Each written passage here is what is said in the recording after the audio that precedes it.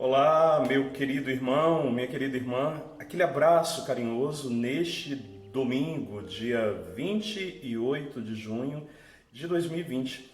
Muito obrigado por você estar aqui junto comigo neste domingo, que este dia seja repleto de muita alegria, de muita esperança.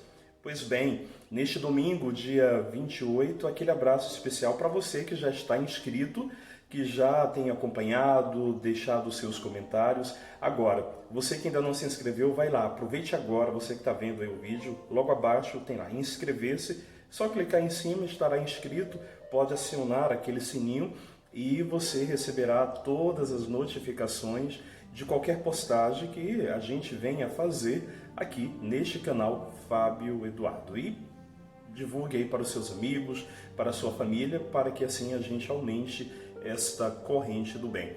Pois bem, hoje, como eu estava falando, dia 28, nós celebramos a solenidade de São Pedro e São Paulo. Mas aí de repente você pergunta, mas Padre Fábio, não celebramos São Pedro, São Paulo no dia 29, inclusive a própria tradição traz o forró de São Pedro também no dia 29. Sim, você está correto.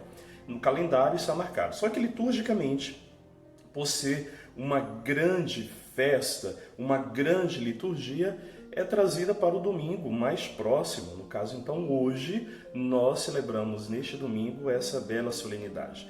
E falando disso, a celebração de hoje é antiquíssima. O missal cotidiano, o nosso missal dominical, melhor dizendo, traz a seguinte afirmação. Foi inscrita esta festa no santoral romano muito antes da festa do Natal. No século IV já se celebravam 3 missas, uma em São Pedro, no Vaticano, outra em São Paulo, fora dos muros, a terceira nas catacumbas de São Sebastião, onde provavelmente estiveram escondidos por algum tempo os corpos dos 2 apóstolos. Algumas curiosidades para a gente então fazer a menção à palavra de hoje. O evangelho que você deverá rezar nesta solenidade está em Mateus, capítulo 16, versículos de 13 a 19. Mateus, capítulo 16, versículos de 13 a 19. Onde Jesus afirma, tu és Pedro e eu te darei as chaves do reino dos céus. Ora, querido, você que está rezando aí comigo, eu oriento, como sempre, em todo domingo, na verdade, não só rezar o Evangelho, mas a liturgia de hoje de maneira muito particular. Não perca a oportunidade de rezar as 3 leituras mais o Salmo. Primeira leitura do livro dos Atos, depois a segunda leitura, que é um trecho da carta de Paulo ao seu amigo Timóteo, e temos este Evangelho que eu citei. Reserve um tempo para rezar e aqui quero meditar com você apenas alguns pontos que considero fundamentais para esta solenidade de hoje. A primeira é a confiança que Jesus e a comunidade iniciante tinha no próprio Pedro.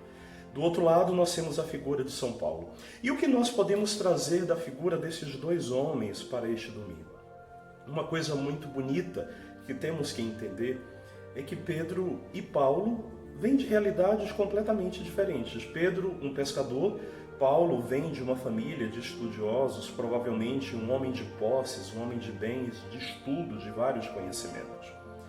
Pedro, que afirma seguir o Senhor, mas que também é aquele que nega, mesmo Jesus já tendo tanto confiado nele. Paulo será aquele que irá perseguir inúmeros cristãos, irá se converter e dará a sua vida por este evangelho, tornando-se o grande anunciador da palavra no início da igreja, por isso essa referência. E como eu disse, o que trazer da vida desses 2 homens para nós rezarmos neste dia de hoje? Primeiro, queridos, quero começar pelo evangelho. A pergunta de Jesus é para os discípulos, o que dizem sobre o Filho do Homem? Quem sou eu para vocês? E Pedro então conseguirá dar uma resposta, uma profissão de fé. E penso que aqui está o primeiro ensinamento para nós neste dia de hoje. A exemplo de São Pedro, só conseguimos dar uma resposta verdadeiramente de quem é Jesus, não é buscando nos livros, ouvindo simplesmente grandes pregações, não que isso não seja importante, mas só conseguimos responder quem é Jesus, quem encontra com Ele, quem o experimenta em seu coração. E aí essa resposta que vem de ti pode não estar em nenhum livro, mas vem do próprio Deus que te revela. E assim é uma resposta verdadeira.